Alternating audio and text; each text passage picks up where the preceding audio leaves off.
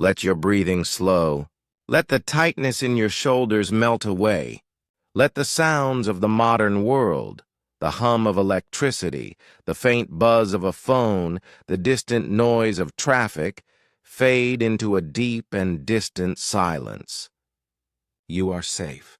You are still, and I am going to take you now on a quiet journey. Not to a place of loud battles or grand castles, but to a place of simple, slow, and peaceful rhythms. We are going to spend a single ordinary day in a medieval town. Now, I know the title of tonight's story may have made you smile. Why wouldn't you last a day in medieval times? Let us find out, very gently and with a quiet, affectionate humor. Not because anything frightening is going to happen, no, but because the world we are about to enter is so very different from our own. It is a world without electricity, without engines, and without instant answers. A world that moves at the pace of a walking horse, a turning water wheel, and the slow, steady arc of the sun across the sky. And you might find, dear modern listener, that it is not the big things, but the small sensory details that would surprise you the most. Imagine you are waking now, not to the harsh digital beep of an alarm clock, but to a sound that is far more ancient and far more natural. A rooster. Somewhere nearby, in a small wooden coop behind a modest house, a rooster lifts his head to the pale gray light of dawn and lets out a loud, cheerful, and remarkably effective crow. You open your eyes. You are not in a soft, spring-loaded bed with cotton sheets. You are lying on a mattress, but this mattress is a large cloth sack, and it is stuffed with straw. It rustles and crackles softly every time you move. It is not unpleasant, but it is firm, a little lumpy, and it smells very strongly of dry, sweet hay. It smells like a barn in the most comforting way possible. Your pillow is also a sack of straw. Your blanket is a single large piece of heavy undyed wool. It is warm, but it is also a little scratchy against your chin.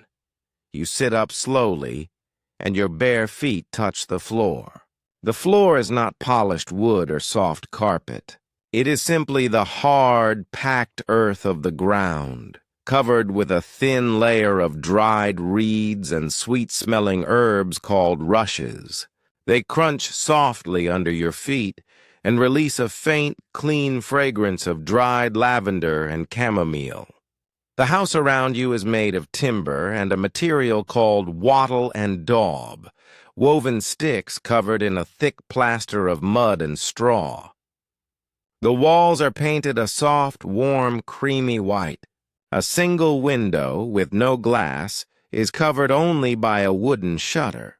Through the cracks in the shutter, thin, golden fingers of morning light are beginning to creep in, along with a cool, fresh breeze. There is no bathroom.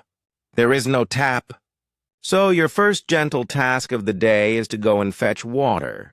You pull on your clothes, a simple, long, rough wool tunic that falls to your knees, thick wool leggings, a pair of simple leather shoes, little more than a flat sole tied to your foot with a leather thong. The wool is warm, but it is also, let us be honest, a little bit itchy. You step outside. The morning air is astonishingly fresh and clean, but it also carries a complex and interesting perfume. You can smell the clean, sweet hay from the barn. You can smell the earthy, pungent scent of animals, a pig snuffling in a nearby sty, some chickens pecking in the dust. And you can smell the thin, sharp, almost constant scent of wood smoke from 100 cooking fires. You walk to the town well. It is the center of the morning routine. The well is a simple, beautiful stone structure in the middle of the dusty street. You turn a heavy wooden handle, and a rough hemp rope lowers a wooden bucket deep into the cool, dark earth. You hear the soft splash of the bucket hitting the water far below. Then you pull it back up. It is harder work than you might think. The bucket is heavy, and the rope is rough on your hands. You carry the full bucket of fresh, cold water back to your house. This water is precious. It will be used for everything. Washing your face in the morning is a quick, cold splash that leaves you feeling awake and very alive. Now, breakfast. There is no coffee. There is no tea. There is no juice. The morning meal is very simple. A thick, dark slice of heavy rye bread. It is dense and a little sour, and it is so tough from the stone-ground flour that you have to chew it very slowly and deliberately. You might dip it in a small bowl of olive oil, or, if you are very lucky, in a little bit of honey. You drink a cup of small ale. This is not the strong beer of a feast. It is a very weak, slightly fermented, cloudy drink that is safer and cleaner than the water. It tastes a bit like liquid bread. It is an acquired taste, we might say gently. This is your fuel for the morning. It is simple, it is unglamorous, but it is deeply satisfying. There is no sugar rush. There is just a slow, steady release of quiet energy. Your modern stomach might be a little confused, but it would be content. The day has begun. The sun is now higher, and the town is gently stirring to life. Imagine you are walking down the main street. It is not a paved road, but a wide, dusty track of hard-packed earth. There are no cars, no motorbikes, no engines of any kind. The loudest sounds you can hear are the rhythmic clang of metal from the blacksmith's forge, the soft, patient clip-clop of a horse's hooves, and the gentle, constant murmur of human conversation. The blacksmith is a central figure. His forge is a dark, warm cave of glowing orange embers. The bellows, a large leather bag with wooden handles, breathe with a soft, rhythmic whoosh as his apprentice pumps them. The blacksmith himself is hammering a red-hot piece of iron on his anvil. The sound is a steady musical ring. Clang, clang, clang, clang. It is not an aggressive industrial noise. It is the sound of creation. The air around the forge smells of hot iron and burning coal. You would pause and watch, fascinated by the simple, powerful skill. You continue your walk to the market square. This is a simple, open space, often in the shadow of a beautiful stone church. The church is the tallest, most magnificent building in the town, its stone tower reaching towards the heavens. The market is a gentle, colorful chaos of wooden stalls. The baker is calling out the names of his loaves. The butcher has fresh cuts of meat hanging on hooks. The vegetable seller has piles of earthy carrots, cabbages, and leeks, still with a little dirt clinging to their roots. There is a merchant selling lengths of dyed wool cloth in deep blues, brilliant reds, and soft yellows. There is a potter with a stall of simple, beautiful clay bowls and jugs, their surfaces glazed in warm, earthy tones. Everything here is local. Everything is seasonal. There are no bright plastic wrappers, no imported fruits from across the world. If it is winter, there are no strawberries. The idea of a strawberry in December would be not just impossible, but utter magic. You buy your food directly from the person who grew it or made it. They hand you a cabbage and you hand them a small silver coin. The transaction is slow and personal. It involves eye contact and a quiet word of thanks. The midday meal is the main meal of the day. It is called dinner. And the most common dish, the true heart of medieval food, is pottage. Pottage is a thick stew made from whatever is available. It simmers slowly all day in a heavy iron pot hanging over the hearth fire. Imagine a bowl of it now. It is made from a broth of vegetables, leeks, onions, cabbage, and beans. Perhaps there are some grains of barley making it thick and hearty. If the family is lucky, there might be a small piece of salted bacon in it, lending a rich, smoky flavor. It is served in a simple handmade clay bowl with a wooden spoon. It is warm, filling, and tastes deeply, honestly of its ingredients. There are no complex sauces, no exotic spices, just the quiet, humble flavor of the earth. It is, in its own way, the most comforting food in the world. The afternoon is a time for work, but not the frantic, stressful work of a modern office. This is slow, physical, and purposeful work. You might mend a broken tool. You sit on a wooden stool outside your door, a hammer and some nails in your hand, fixing a loose handle on a hoe. The sun is warm on your back. The only sounds are the distant hammer of the blacksmith and the quiet clucking of your own chickens. You might tend your small garden, pulling up weeds from the dark, rich soil and checking on the growth of your beans and herbs. The soil is cool and moist on your hands. The air smells of damp earth and growing things. This work is slow and rhythmic. There is no email to check. There is no notification to answer. There is just the task, your hands, and the quiet, patient turning of the earth.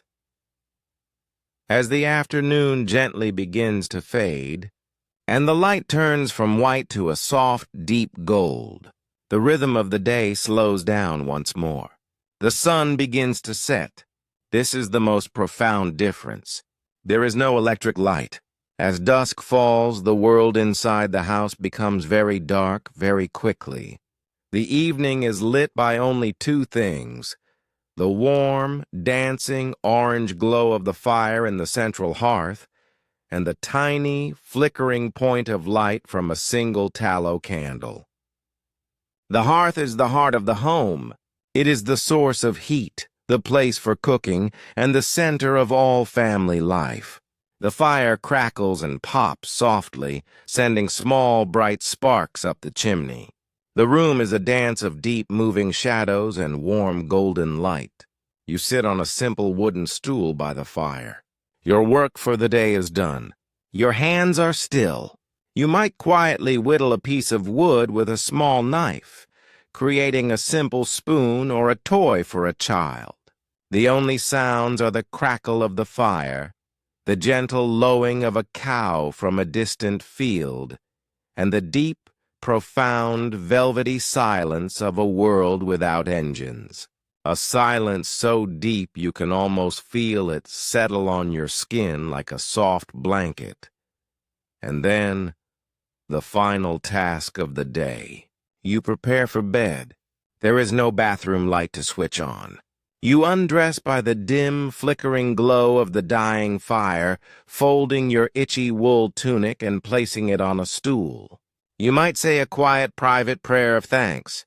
And then you lie down on your straw mattress, pull the heavy wool blanket up to your chin, and listen. You listen to the settling creaks of the timber house.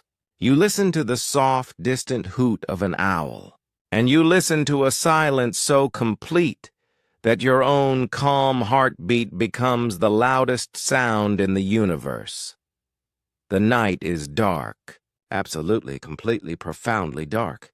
There is no glow from a street lamp, no blinking light from an electronic device. Only darkness, pure, restful, healing darkness. You feel tired in a deep physical way that modern life rarely gives you. Every muscle in your body has been used. Every breath of fresh air has filled your lungs. Your mind is quiet. There were no screens to overstimulate it, no news to worry it. There was just the simple, honest rhythm of a day lived close to the earth. And so, you sleep. A deep, dreamless, restorative slumber. And when the rooster crows again at the first pale light of dawn, you will not hit a snooze button, but you will feel rested in a way you might never have felt before. You will be ready for another day, another quiet, slow, beautiful day, in a time that was not dark, but was lit by a different, gentler light. So now, as you drift in your own soft bed, dear listener, let the quiet images of that medieval day wash over you. The cool water from the well, the warm, earthy taste of pottage, the gentle clang of the blacksmith's hammer, the profound, restful darkness of a night lit by a single candle. You are safe. You are warm. You are at peace. And somewhere in a quiet timber house in a small medieval town, a single candle has just been blown out, and the world has settled into its deep, silent, restful sleep.